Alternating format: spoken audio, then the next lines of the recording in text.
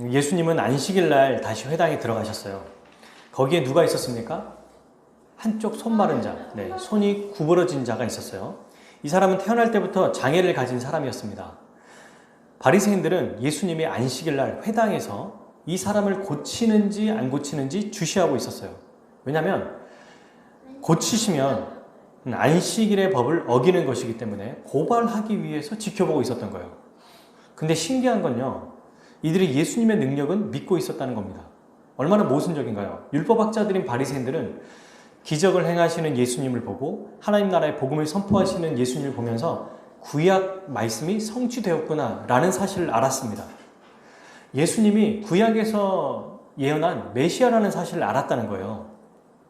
그렇기에 그분의 능력을 의심하지 않았습니다. 그런데 예수님을 믿진 않았죠. 왜 예수님을 믿지 않았습니까? 그들의 마음의 완악함 때문입니다. 그러니까 예수님은 바리새인들의 마음을 아시고 직접 이렇게 물으셨어요.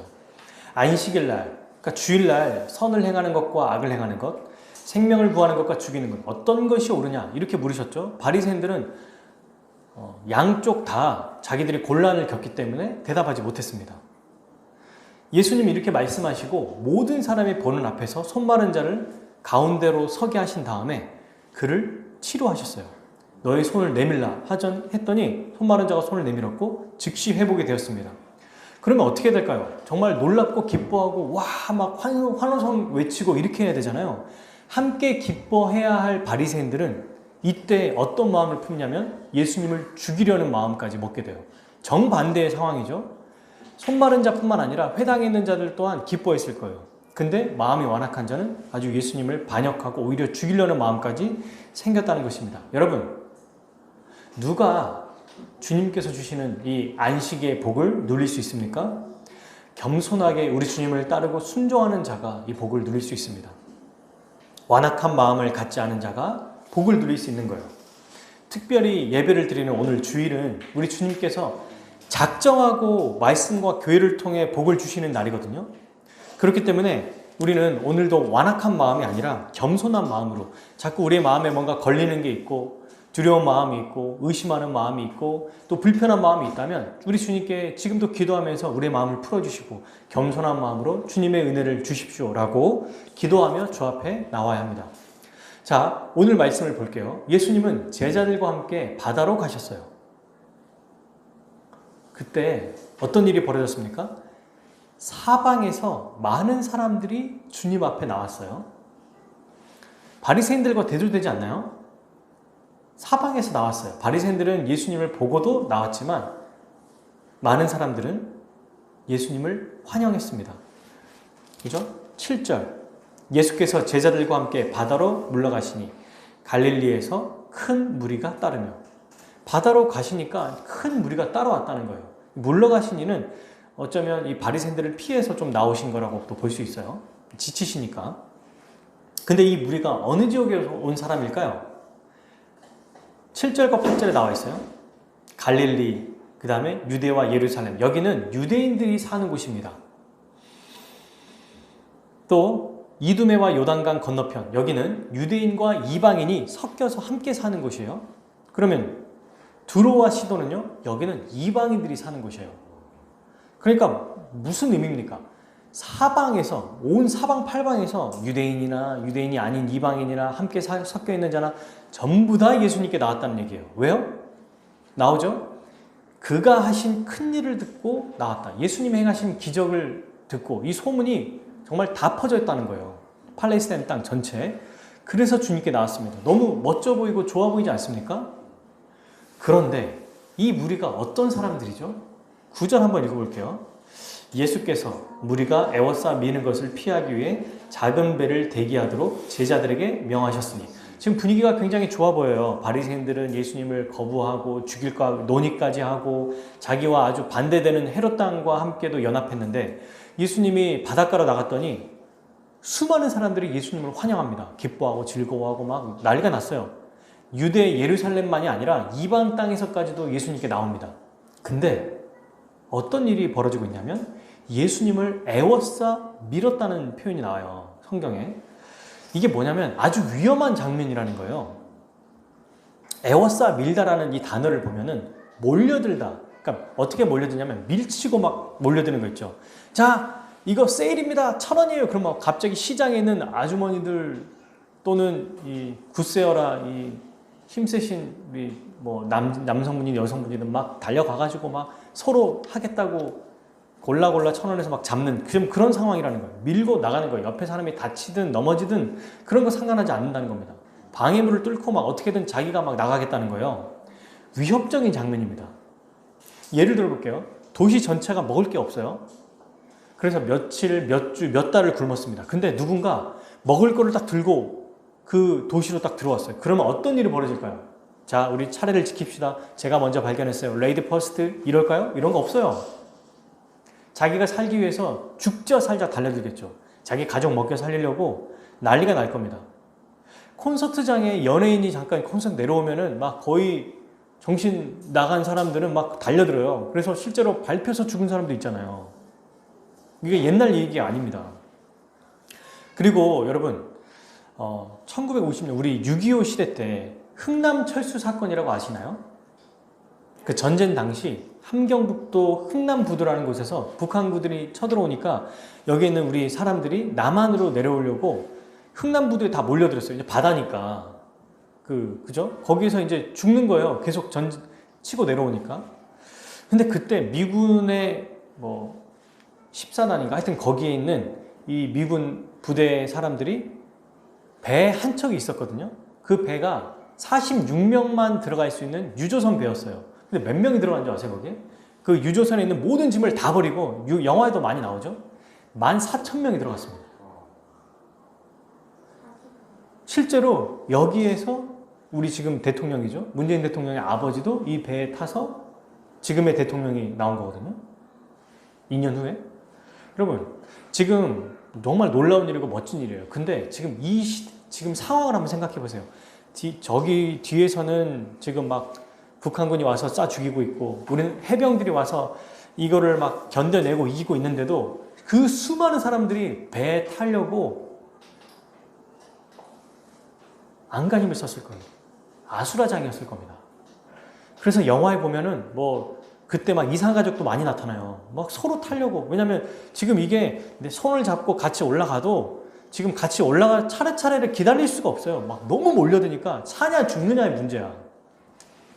얼마나 많은 사람들이 난리가 났겠습니까? 지금 이런 상황이라는 겁니다.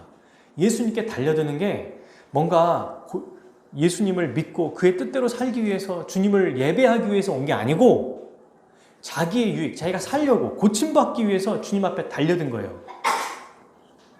어떤 사람은 이 무리의 모습을 보고 우리도 이 열정을 본받아야 됩니다. 이렇게 말하는 분도 있을지도 몰라요. 근데 아니에요. 이건 믿음의 반응이 아닙니다. 하나님 나라의 복음을 듣고 주 앞에 나온 자들이 아니에요. 이거는 자기의 유익, 고침받기 위해서 애워싸서 밀었어요. 예수님이 얼마나 이 생명의 위협을 느끼셨으면 어떻게 하셨습니까? 제자들에게 배를 대기하라고 명령하셨어요. 왜요? 무리에게 피하시려고. 그들에게 벗어나기 위해서 배를 마련하라고 말씀하셨습니다.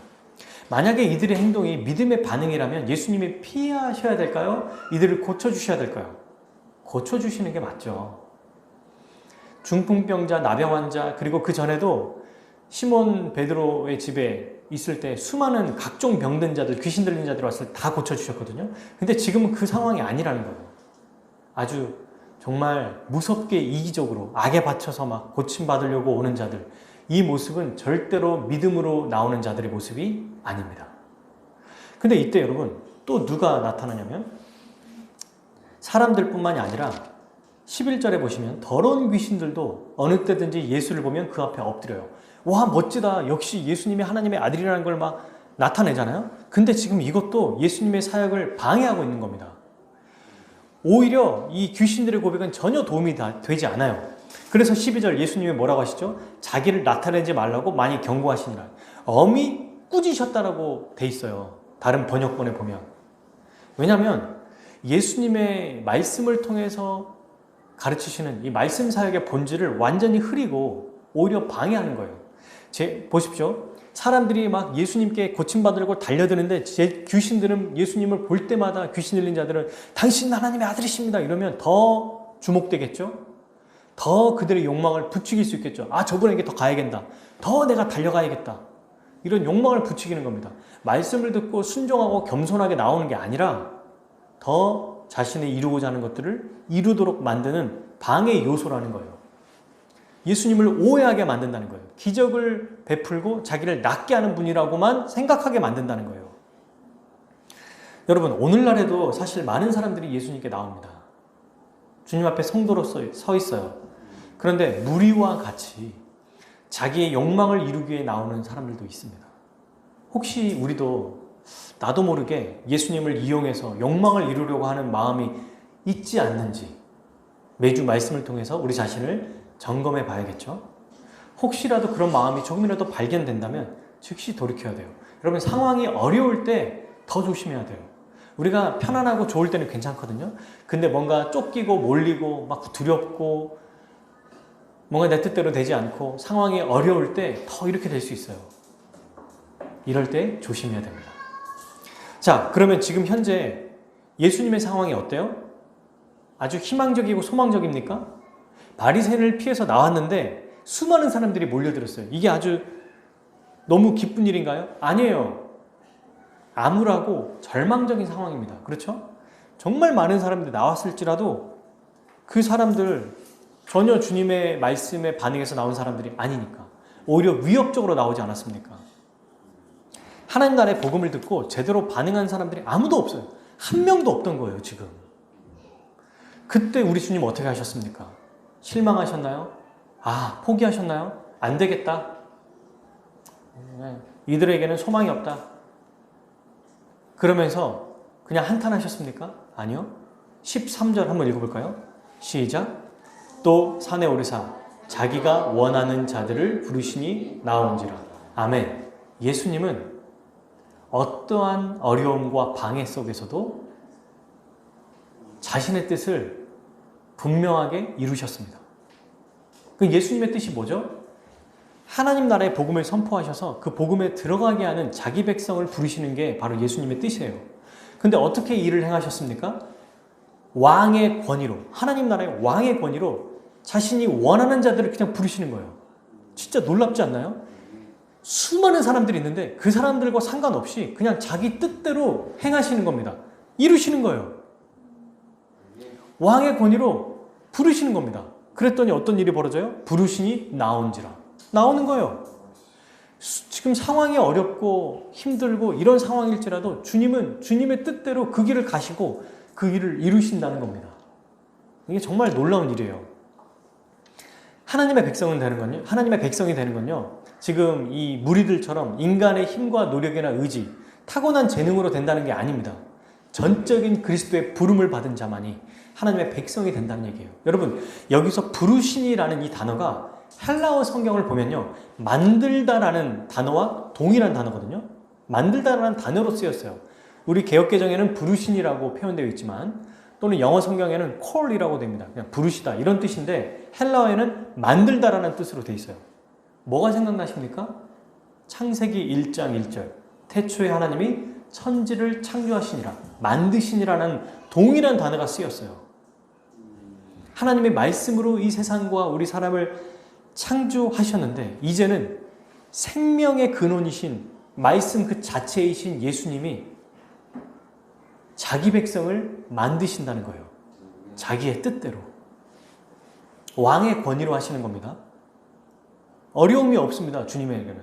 상황은 어렵고 불가능해 보이고 현실은 뭔가 답답해 보이잖아요. 소망이 없어 보여요. 근데 아무렇지도 않게 그냥 무슨 일이 있었냐는 듯이 자기 뜻대로 그 일을 이루십니다. 자신의 백성을 없으니까 어떻게 해요? 만들어버려요. 창조해버립니다. 창조. 뭔가 주어진 상황에서 있기 때문에 그 재료 가지고 만든 게 아니라 아예 없는 것을 있는 것으로 부르는, 아브라함의 믿음 아시죠? 죽은 자를 살리시고 없는 것을 있는 것으로 부르시는 하나님을 믿은 것처럼 우리 주 예수 그리스도가 수많은 사람들 중에 아무도 자기에게 믿음으로 나오지 않을지라도 믿음으로 나오는 자를 만드시고 그들을 부르신다는 거예요. 이게 얼마나 우리에게 위로가 되는지 모릅니다. 우리 오늘도 여러분 그리스도는 말씀을 통해서 우리를 부르시고요. 우리를 재창조하시는 거예요. 이미 새롭게 된 자를 말씀을 통해서 다시 우리의 생각과 마음을 새롭게 하십니다. 두려움을 가진 자, 또 어떤 상황이 어려운 자, 뭔가 여전히 막막하고 사방에 에워싸이는 자도 우리 주님이 그의 뜻대로 이루신다는 거예요. 여러분 우리가 살다 보면 많은 어려움들이 있어요. 저도 그렇고 여러분도 그렇습니다.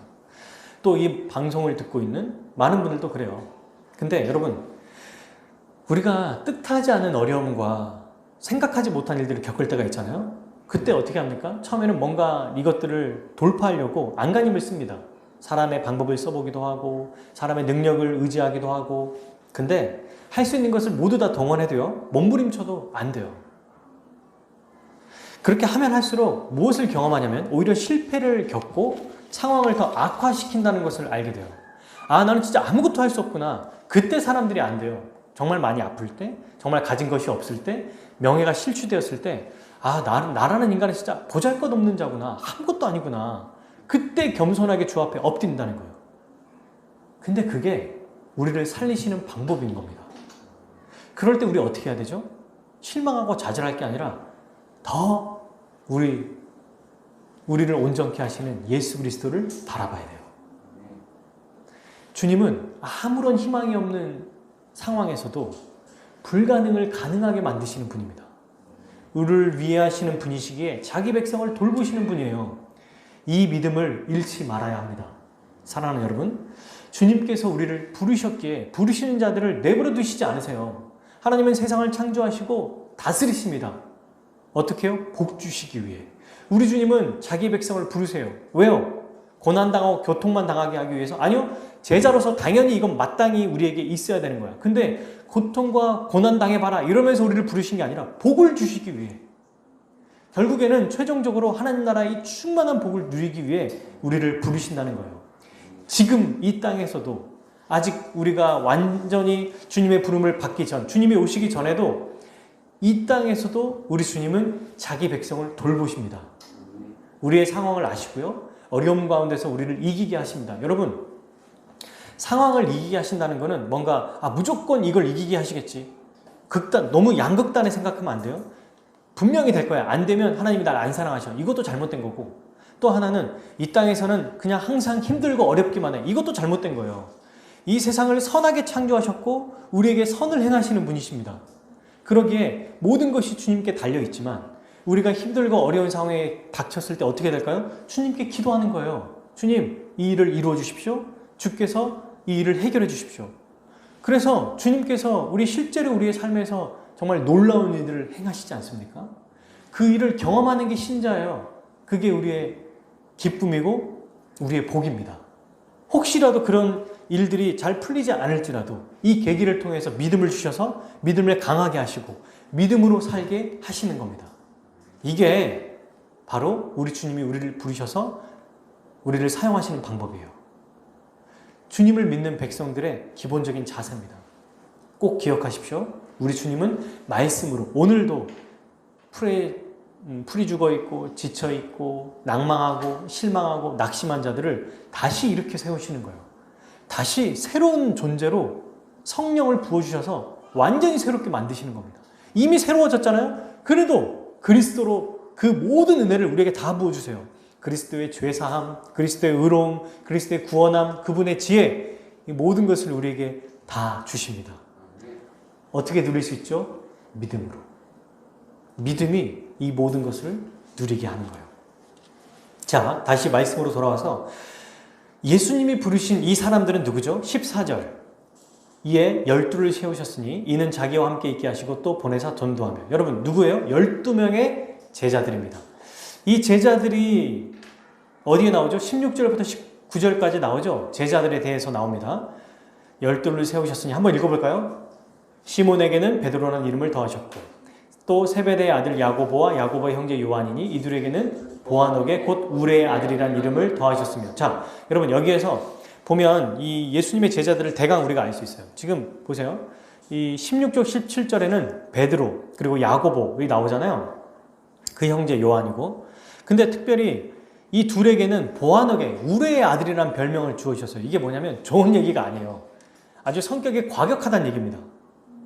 급하다는 얘기예요. 이 급한 자녀들 이렇게 말하는 거예요. 예수님이 별명을 아예 그렇게 지어주셨어요. 베드로도 어때요? 얼마나 성격이 급합니까? 그리고 여러분, 당시에, 지금은 아니지만 당시의 직업 중에 아주 무식한 자로 불리는 천대받는 직업이 어부와 목수였거든요. 근데 어부와 목수가 연합해서 함께 길을 돌아다녀요.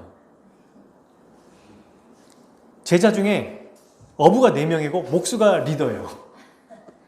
너무, 누가 이 사람들을 보고 정말 본받고 싶다, 누가 이 사람들을 보고 정말 닮고 싶고 따라가고 싶겠습니까?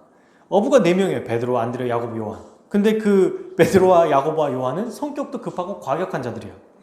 근데 그 중에 또 여러분 보시면 18절에 안드레가 있죠. 안드레는 베드로의 동생이죠. 빌립 우리가 죽으러 가자 이 사람도 그냥 즉흥적으로 행해요. 바돌로메 처음 들어봤어요? 누구예요? 잘 모르겠어요. 마태, 이 마태가 누굽니까? 로마 지배 아래서 민족의 백성들은 피를 빨아먹었던 세리예요.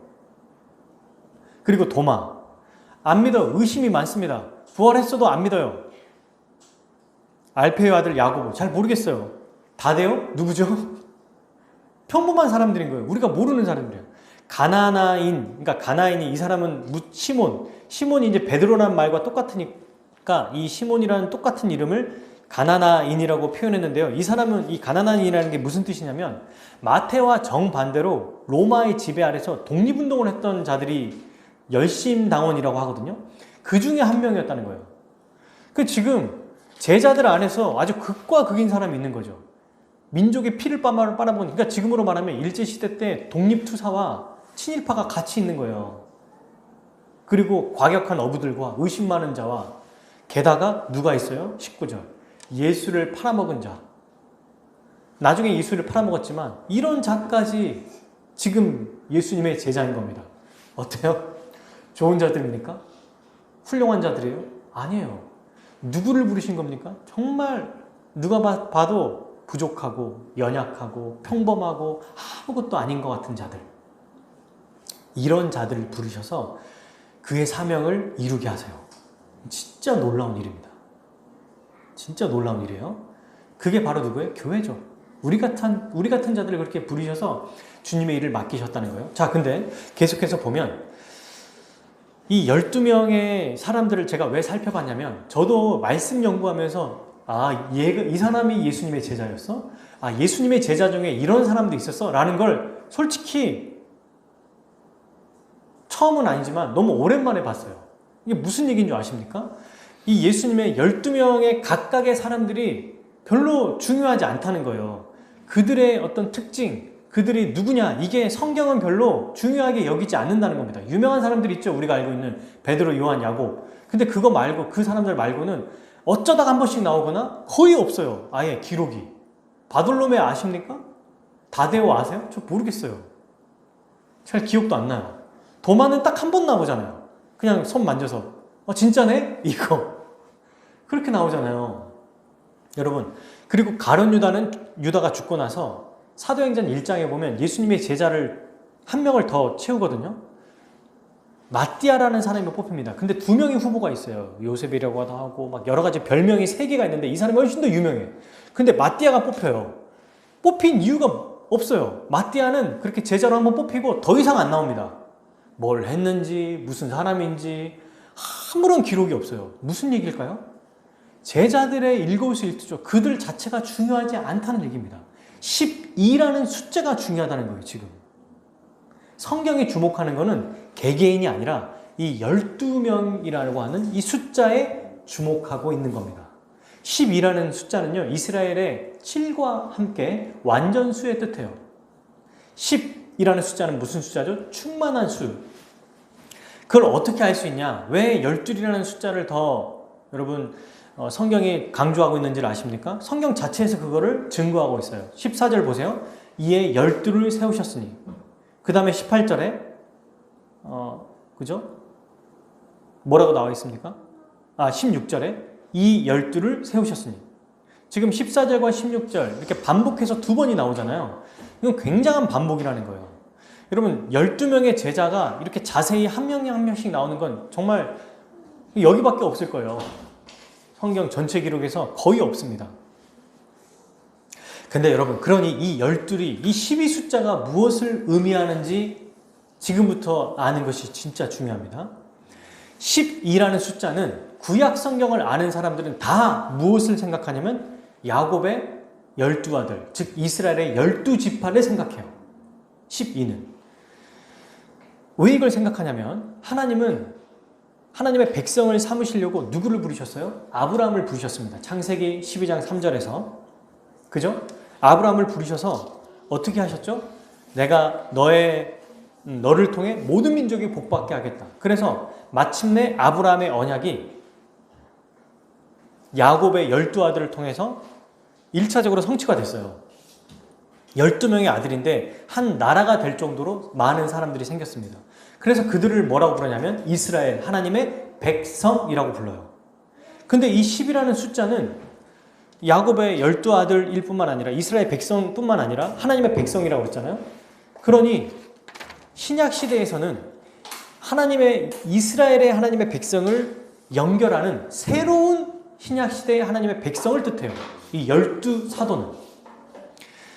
여러분, 우리가 이 12사도를 예수님께 세우실 때 뭐라고 하셨는지 아시죠? 마태복음 16장 18절에 베드로가 예수님이 누구냐, 나를 누구라고 부르냐 라고 불렀을 때 뭐라고 했냐면 주님은 그리스도고 살아계신 하나님의 아들이십니다. 이렇게 고백했거든요.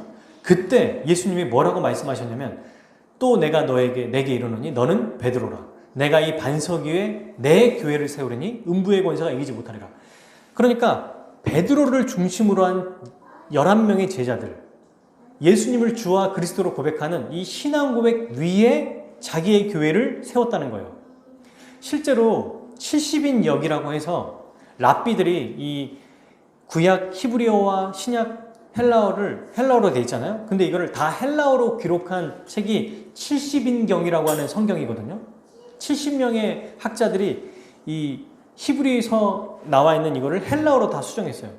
근데 그때 하나님의 백성이라고 하는 히브리어의 칼 야훼라는 말을 그대로 동일하게 신약 성경에 교회라는 의미로 썼어요. 에클레시아라고 동일한 의미로 썼다는 얘기예요. 그러니까 야곱의 12아들, 이 12지파는 예수님이 부르신 12사도와 동일한 의미라는 겁니다. 하나님의 백성이라는 얘기라는 말이죠. 이걸 정말 어떻게 알 수 있습니까? 네, 요한계시록을 한번 찾아볼게요. 자, 우리 오늘 말씀을 그대로 두고 요한계시록 성경 제일 뒤에 요한계시록 7장 4절 한번 읽어봅시다. 이게 그냥 이론적인 얘기가 아니에요. 정말 야곱의 12아들 12지파와 12사도가 연결되어 있고 정말 하나님의 백성인가 라고 할 때 우리는 이걸 찾아볼 수 있어요. 자, 계시록 7장 4절 한번 읽어보겠습니다. 7장 4절 시작. 내가 인침을 받은 자의 수를 들으니 이스라엘 자손의 각 지파 중에서 인침을 받은 자들이 14만 4천이니. 네, 14만 4천을 나눠보면 무슨 숫자예요? 12 곱하기 12 곱하기 1000이에요. 구약의 이 12지파, 신약의 12사도. 그러니까 예수님을 주와 그리스도로 믿는 모든 사람들 충만한 수 1000 곱해서 이 14만 4천은 상징으로서 신구약의 하나님 나라 백성을 뜻하거든요. 근데 이 사람들을 뭘로 또 상징하냐면 요한계시록은 상징의 언어이기 때문에 상징으로 많이 돼 있어요. 이 하나님의 백성을 교회라고 보는데 신구약 백성 다 이 교회를 새 예루살렘으로 상징해요. 자, 계시록 21장 2절 한번 더 볼게요. 요한계시록 21장 2절 21장 2절 읽겠습니다. 또 내가 보매 거룩한 성 새 예루살렘이 하나님께로부터 하늘에서 내려오니 그 준비한 것이 신부가 남편을 위하여 단장한 것 같더라. 아멘. 여러분, 이 구절은 우리가 예전에 예수님께서 혼인잔치 비유하실 때 그 신부가 바로 예루살렘이다, 교회다, 이걸 얘기하면서 제가 들었던 구절이거든요. 여기서 거룩한 성 새 예루살렘이 하늘에서부터 내려온대요. 근데 어떤 모습이에요? 신부가 남편에게 단정한 것처럼 곧 교회를 얘기하는 거예요. 그림 언어로. 예루살렘이 어떤 곳입니까? 하나님의 백성들이 있던 곳이잖아요. 예배드렸던 곳이잖아요. 성전이 있는 곳이잖아요. 그 하나님의 백성들이 내려오는 것, 즉 교회를 얘기하는 건데요. 그러면 이 교회가 정말 어떻게 되냐? 마지막으로 요한계시록 한번 찾아볼게요. 21장에 12절과 14절. 우리 성경책에 자기 성경이 아니어도 14, 14절 우리 교회 거여도 괜찮아요. 체크를 해주세요. 같이 한번 읽어볼게요. 이 거룩한 성 새 예루살렘 10절 보세요. 성령으로 나를 데리고 크고 높은 산으로 올라가 하느님께로부터 요한계시록 21장 10절 하늘에서 내려오는 거룩한 성 예루살렘을 보였죠. 근데 11절 하나님의 영광에 있어 그 성이 지극히 귀한 보석 같고 벽옥과 수정 같고 맑더라. 이게 무슨 얘기냐면 정말 영광스럽다는 거예요. 이 거룩한 성 예루살렘이. 왜요? 그리스도의 십자가 은혜 보혈을 받은 자들이니까.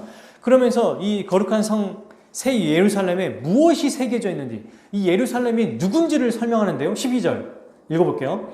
크고 높은 성곽이 있고 12문이 있는데 문에 12천사가 있고 그 문들 위에 이름을 썼으니 이스라엘 자손 12지파의 이름들이라. 네, 지금 예루살렘 성전에 새 예루살렘 성전 여기에 뭐가 있어요? 12지파의 이름들이 있대요. 그리고 14절 읽어볼까요? 그 성의 성곽에는 12기초석이 있고 그 위에는 어린 양의 12사도의 12이름이 있더라. 아멘. 지금 뭐가 있습니까? 문에 뭐가 있어요? 문들에는 12지파의 이름들이 있고 성곽의 기초석에는 12사도의 이름이 있어요. 어린 양의 12사도의 즉 12와 12 구약의 12 신약의 12 이 완전하게 충만한 하나님의 백성들이 바로 10이라는 숫자로 상징된다는 것을 우리는 알 수 있습니다. 이게 어색하고 어려울 수 있지만 우리가 이제 성경을 이렇게 알고 보시면 아 정말 이 12지파에 그대로 이어지는 게 바로 이 신약의 교회구나. 그게 아까 말씀드린 것처럼 사도행전 1장에 아주 분명하게 나오죠. 1장 보면요 제자 뽑는 얘기밖에 안 나와요. 이유가 없어요. 아까도 말했잖아요. 마띠아가 무슨 유명한 일을 한 게 아니라 뽑고 끝납니다. 그리고 성령이 오세요. 2장에. 이게 엄청난 의미라는 거예요. 12라는 숫자를 맞추고 예수님께서 부활하신 다음에 내가 말한 대로 약속한 곳에 기다려라. 근데 기다리면서 하는 게 기도로 했지만 기도보다 더 중요한 게 1장 거의 다 할애되고 있는 게 제자를 뽑는 거예요. 10이라는 숫자가 딱 뽑히자마자 얼마 안 돼서 성령이 오셨어요. 교회라는 얘기죠. 하나님의 백성. 즉 여기서 처음부터 예수님은 이 수많은 사람들, 자기의 유익을 쫓아오는 사람들, 또 알지만 자기를 거부하는 사람들 속에서 실망하거나 낙심하지 않고 자기의 백성들을 스스로 만들어내신다는 겁니다. 12사도를 세워서 교회를 만드셨어요. 그리고 자기의 뜻을 이루어 가셨습니다.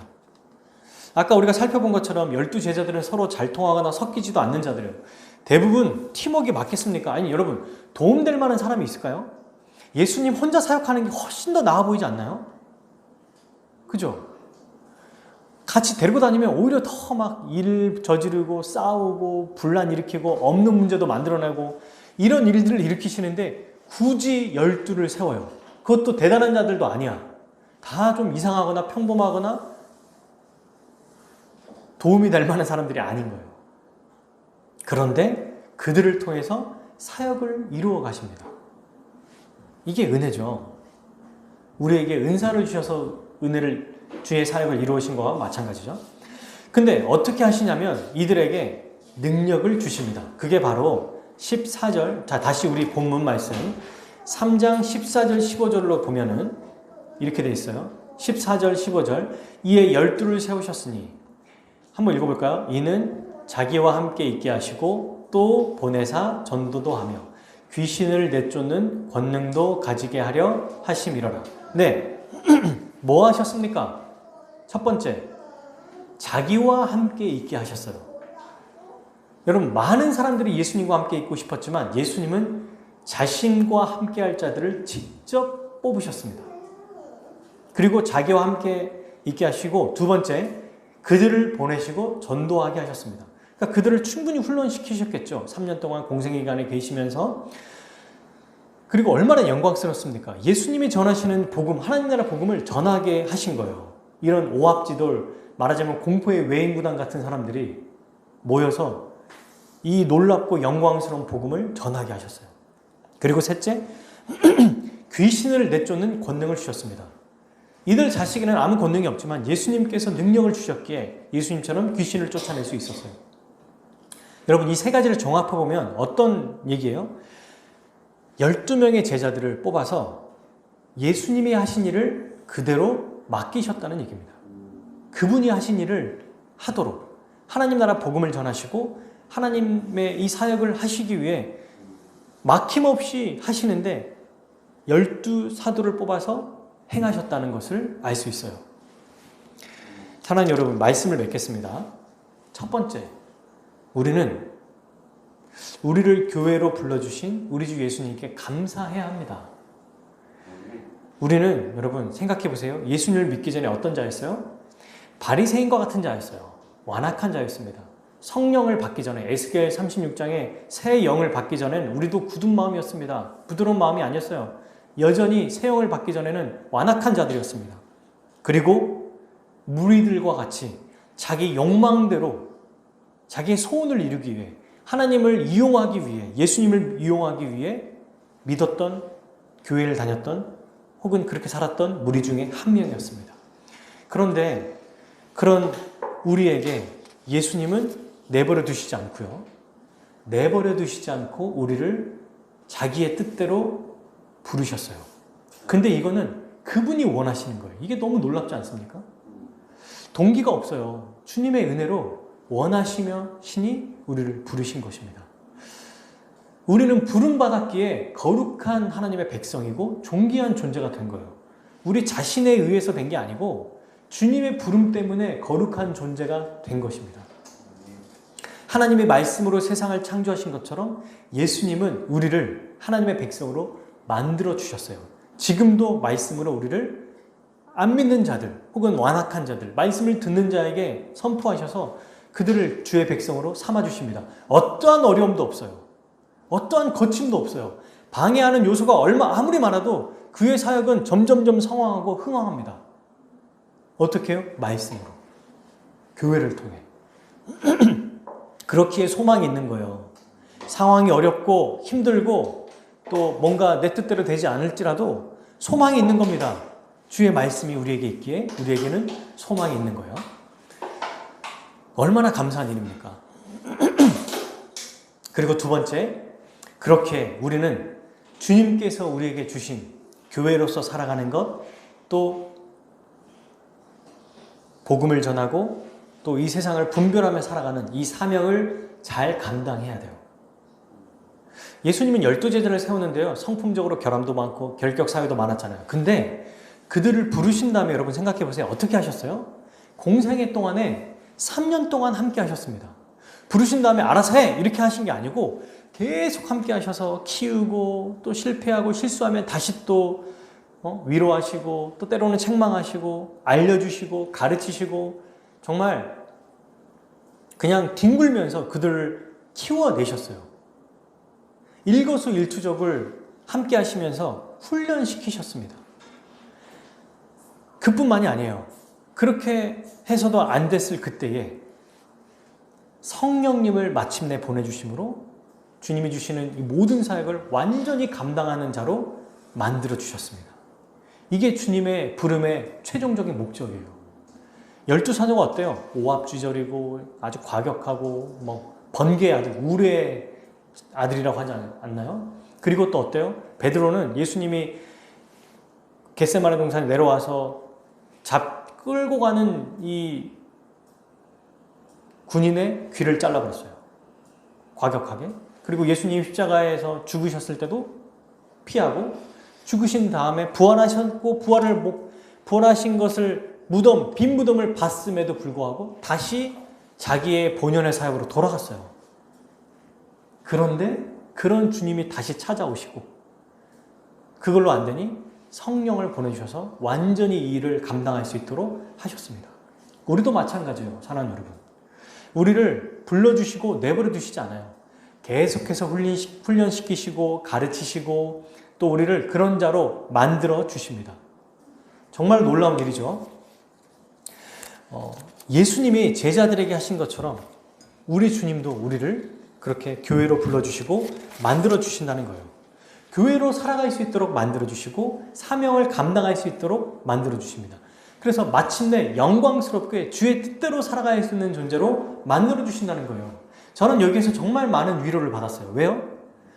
많은 숫자와 정말 수많은 숫자인 사람들이 주의 일을 이루는 게 아니라는 거예요. 비록 작고 비록 연약해 보이고 별 볼 일 없어 보이는 우리 보세요. 얼마나 많습니까, 사람이? 얼마나 우리 각각 개인이 막 엄청난 일을 행하는 자들입니까? 아닙니다. 그럼에도 불구하고 주님은 우리를 세우시고 이 일을 행하신다는 거예요.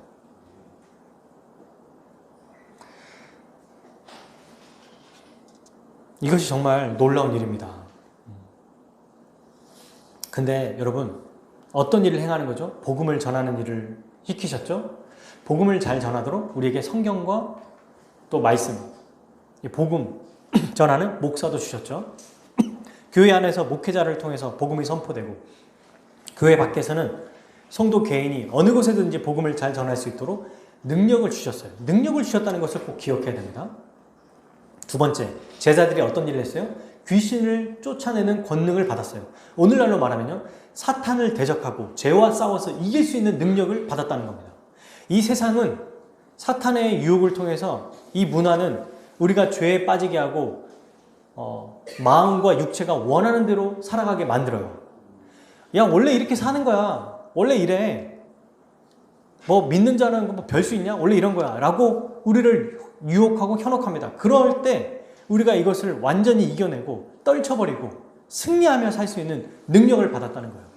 근데 이걸 혼자 하게 하신 게 아니고요. 에베소서 6장에 보면 전신갑주를 주십니다.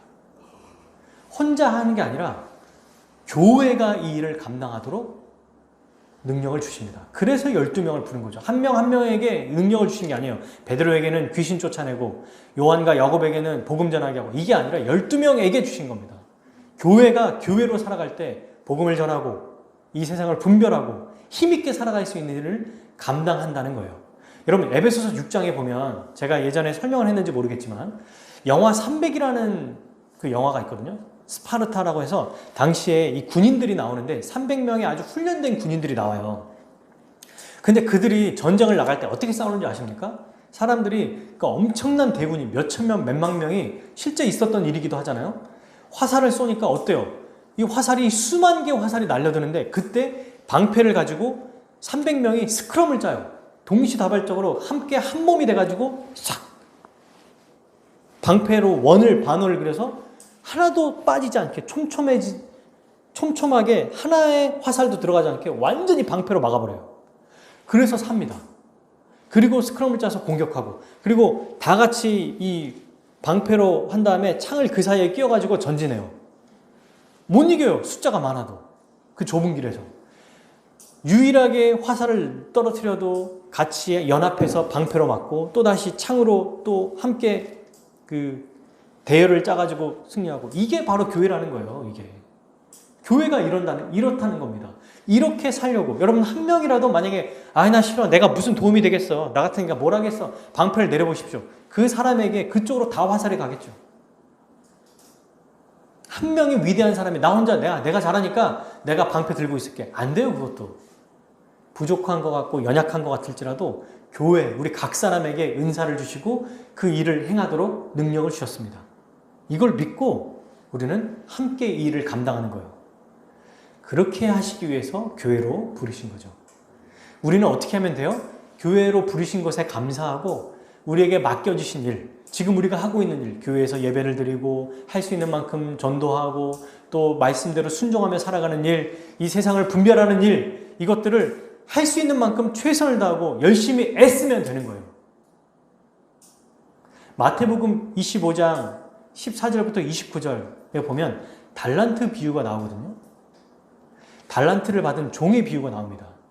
주인이 자기가 이제 떠나기 전에 종에게, 한 종에게는 5달란트를 주고, 한 종에게는 2달란트를 주고, 한 종에게는 1달란트를 줬어요. 그리고 자기가 돌아올 때까지 이거를 잘 가지고 있으라고 해요. 5달란트와 2달란트를 받은 사람은 어떻게 했어요? 열심히 일해가지고 2배의 성과를 냈어요. 1달란트 받은 자는요, 그냥 땅에 묻어뒀어요.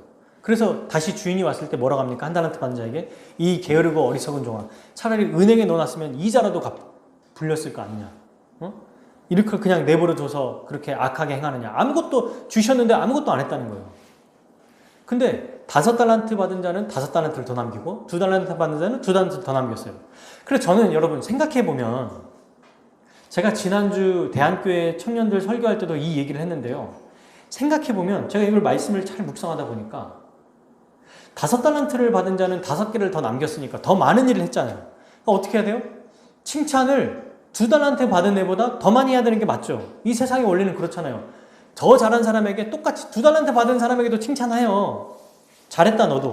근데 훨씬 더 잘했으니까, 더 많은 걸 누렸으니까 더 잘했다고 칭찬해야 되지 않겠습니까? 그게 맞고, 2달란트 받은 자에게 한 번 했다면 5달란트 받은 자에게는 2번 더 하고, 이렇게 어떤 차등의 칭찬을 해야 되잖아요. 근데 예수님은 어떻게 하신지 아세요? 똑같이 하세요. 정말 내용을 보면은 토시 하나 틀리지 않고 똑같이 칭찬하십니다. 이건요, 크기나 종류가 중요한 게 아니라는 거예요. 우리 숫자가 중요한 게 아니에요. 우리가 몇 명 안 되니까 뭐 이 정도로 그냥 말지 뭐.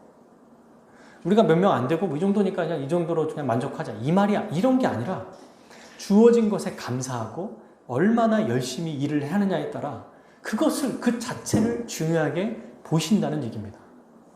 우리 주님은 크기를 보시지 않아요.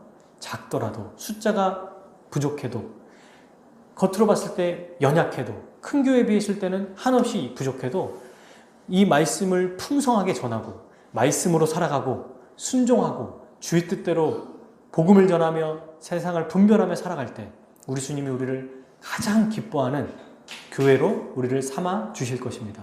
이 일을 누가 하시죠? 우리 주님이 하실 거예요. 부르셨기에 마지막 완성도 행하실 것입니다.